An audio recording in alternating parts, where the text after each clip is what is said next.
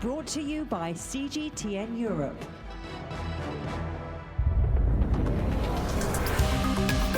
Hello and welcome to this week's Razor podcast. I'm Emma Keeling. And I'm Shini Somara. Today on the podcast, we learn why fish swim in schools. And what we can do is we can develop what's called a biomimetic robot, a robot that swims like a real fish. It really behaves like a real fish. And the great thing about the robot is we can measure precisely how much energy it's using. Oh, I have so many fish jokes. Is this a good time to launch into a few of those, Shini? It's always a good time for your jokes, Emma. So, Emma, why do you think fish swim in schools? Well, it's a classic joke, and if you believe it, it's because they can't walk. And have you thought of a fish pun yet, or do you need more time to mull it over? Nice! Well, animal behaviour, and specifically fish school behaviour, has fascinated science for centuries. Recent developments in technology has given some scientists an opportunity to test out some theories about why fish would school together. With that in mind, I spoke to Iain Couzin, Professor of Biodiversity and Collective Behaviour at the University of Konstanz in Germany. We recently released a really fascinating video of the story on our Razor Science Show YouTube channel, but we thought we'd also share the full interview with Professor Couzin here with you now. Enjoy.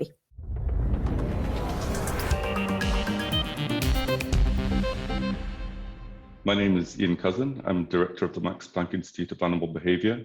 And I study collective animal behaviour, so how swarms and flocks and herds and even human crowds function. What's the latest research you're conducting at the moment based around fish? Well, in a recent study, we wanted to understand the sort of age-old problem of why do fish school. It's long been hypothesized that there could be some energetic benefits because as a fish swims, it sort of swirls the water behind it in what are called vortices. And then there's the potential for an individual following this fish to exploit the energy from those vortices to save energy as it moves. And of course, moving in an aquatic environment, just as it is for humans, it's very costly. And so we wanted to ask whether that could be one of the benefits of schooling. Haven't we typically assumed that fish swim in schools to protect themselves from predators? Well, protection from predators is absolutely critically important. That's one of the main drivers for schooling, for sure. And we've studied that extensively.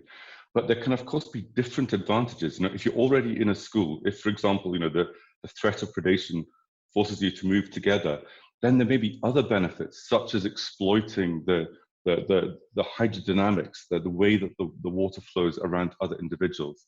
And so there's not sort of one answer why do fish school. There could be many, many reasons. So now you've employed robotics to help you with your research. Tell me about the technology. Well, one of the great challenges is we've thought that fish may benefit from being able to exploit the way other fish move the water, but actually testing that has been remarkably difficult. We cannot sort of ask a fish, are you saving energy or not? And what we can do, however, is we can develop what's called a biomimetic robot, a robot that swims like a real fish. It really behaves like a real fish. And the great thing about the robot is we can measure precisely how much energy it's using. So by building multiple robots, we can create a school where we can measure the properties that in the real world are very hard to do so. Can you describe the robotic fish? It looks like a fish, it swims like a fish, it produces the same characteristics as it swims through water as a fish.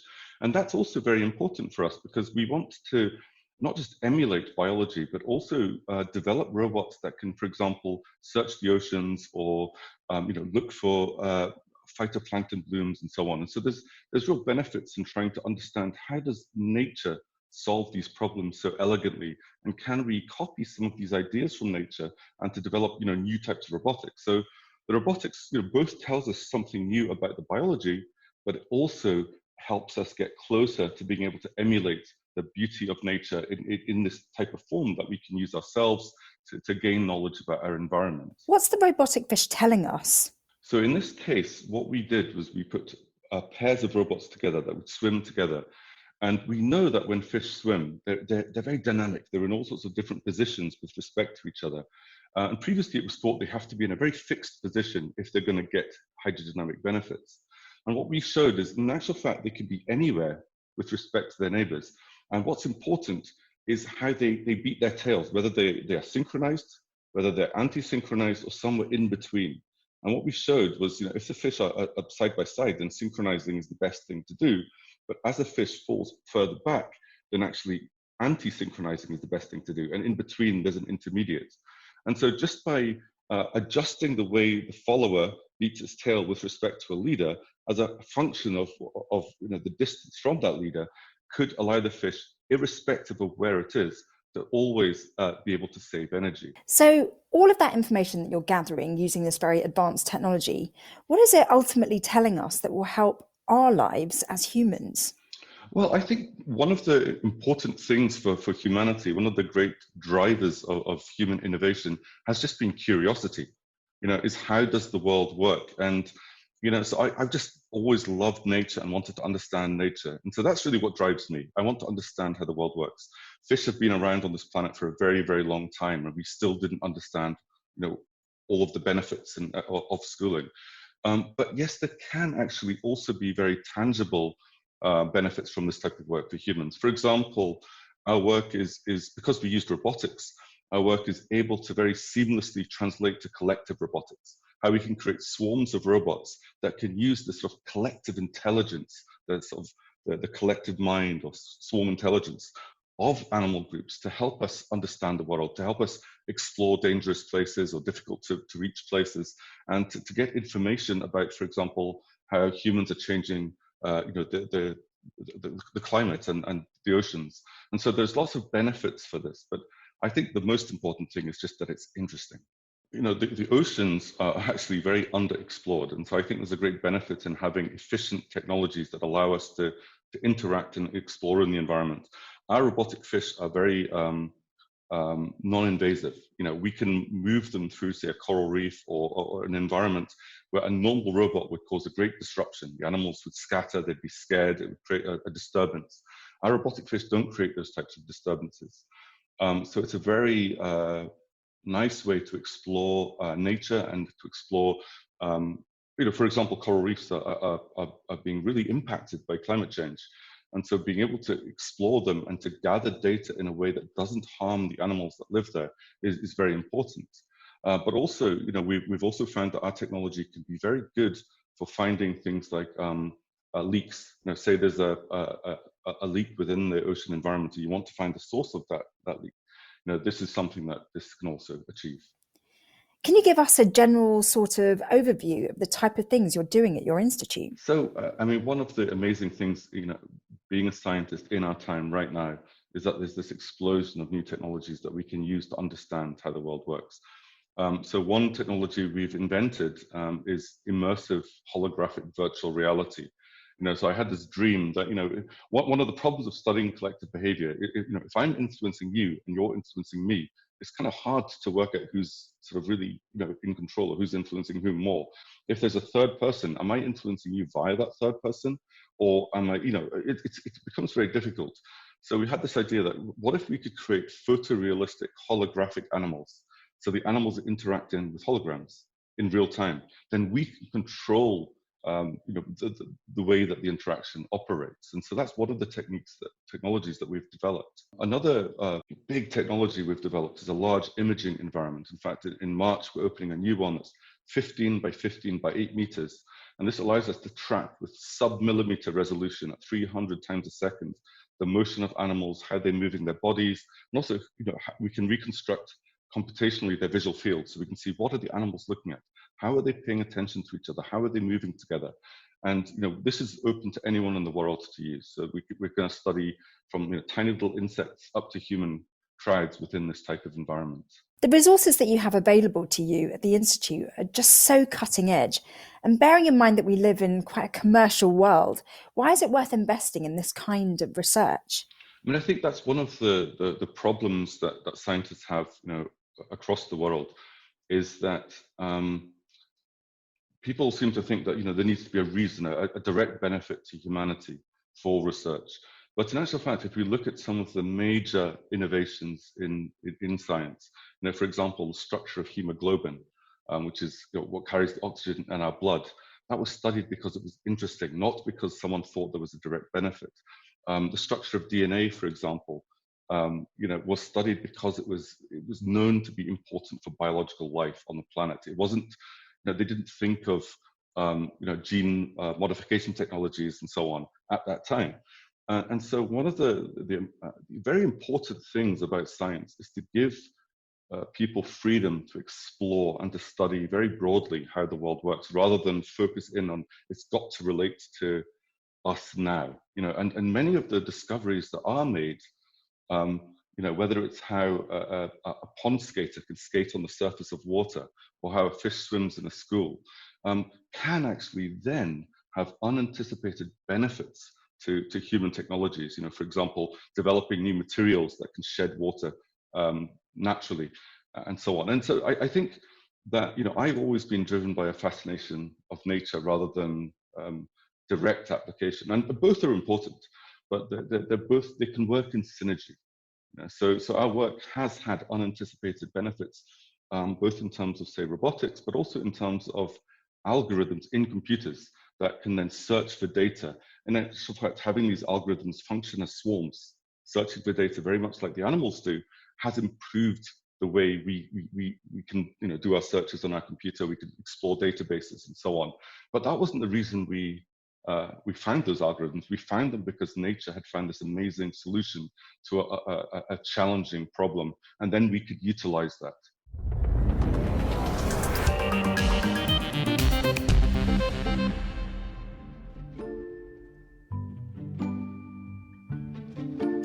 So Emma, what's been exciting you in science this week?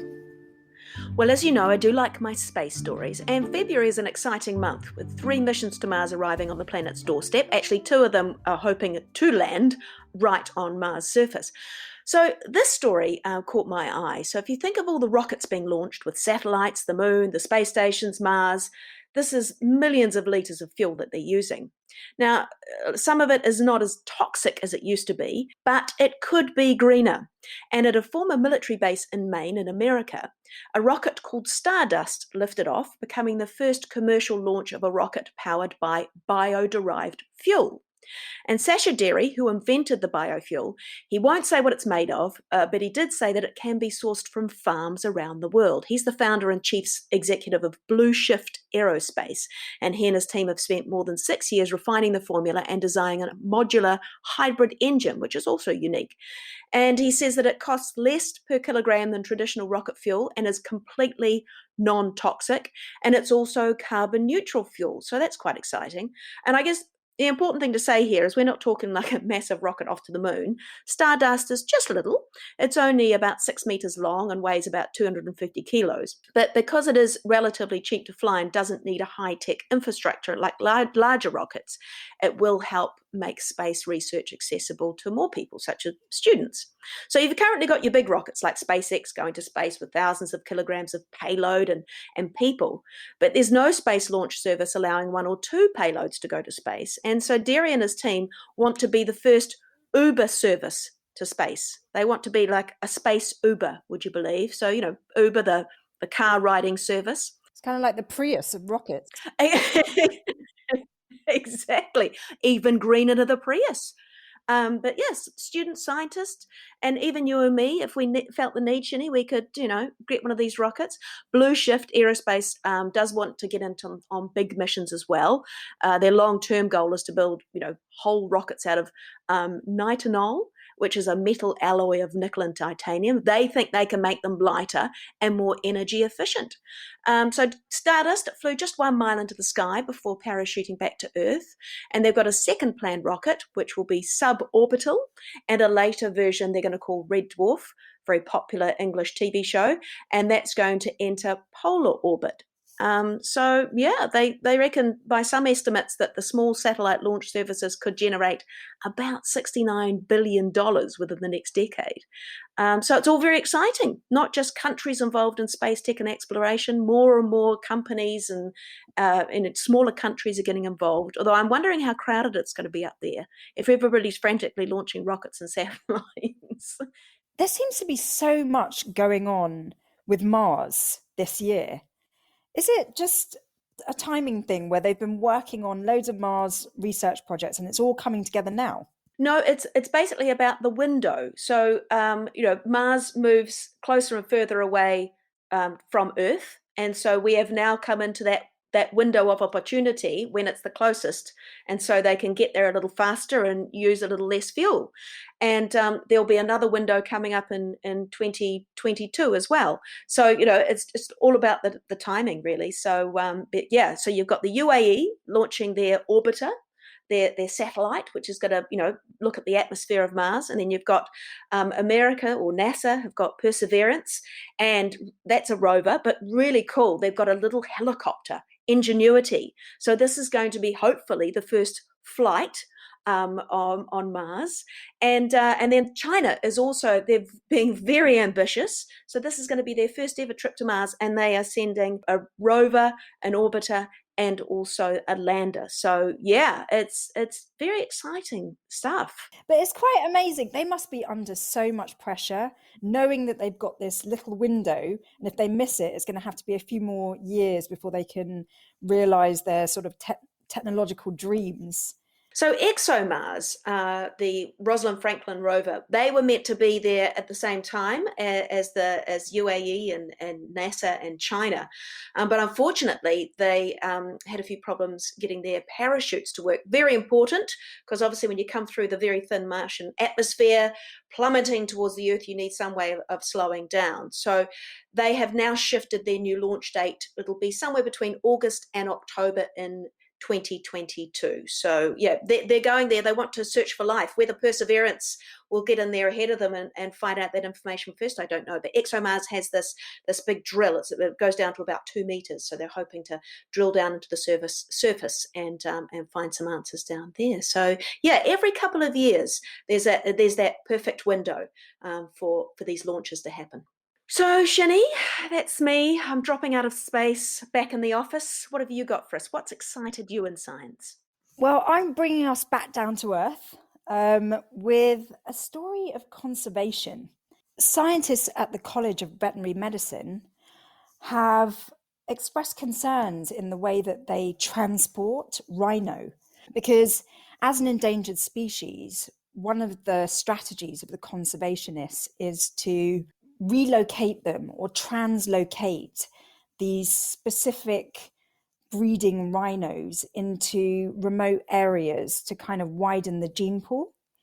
And the way that they translocate them is by darting them with a gun from a helicopter, typically.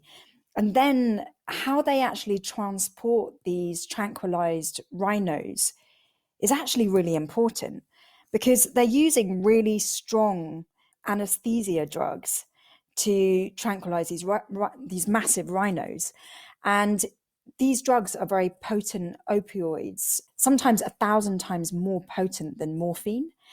And the side effects of administering a drug like this to the rhinos and other mammals is respiratory issues, reduced oxygen in their blood, a higher metabolism, and even depression, which isn't good if you're trying to get rhinos to breed. And so once the rhinos have been darted, they need to be transported in a certain way, usually by being airlifted. And the conventional way that has been happening for 10 years is to suspend the rhino by their feet. Oh. And when this technique is used on horses, it actually causes impaired breathing, because their abdominal organs are so heavy that they push against their lungs and chest cavity. And so a group of vets have conducted a study on whether you transport rhinos by hanging them from their feet or actually on their side. And they've debunked a long-standing assumption that hanging them by their feet is more risky. Actually, the research is showing that it's less risky, which is great, because, there's always been this kind of worry that they're putting endangered species at more risk. But now they can say with confidence that transporting rhino in this way is the best way to do it. And so now their research is being developed to look at longer durations of transporting rhinos this way, because then they can start looking at trying to breed rhinos in even more remote areas over further distances. I love this story, although it's still a hell of a way to fly, isn't it? By your feet.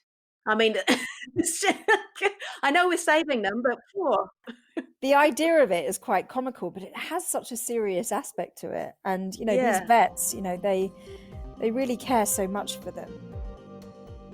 So there you have it, another edition of the Razor podcast, complete with a couple of fish jokes. Remember to subscribe wherever you get your podcast. Now, listeners, just to let you all know that there won't be a Razor episode next week or the week after that. We're going to be reformatting the show to bring you even better content. So don't be alarmed if the feed is dark, i.e. gone missing for a few weeks. Rest assured we will be back and we'll be better than ever.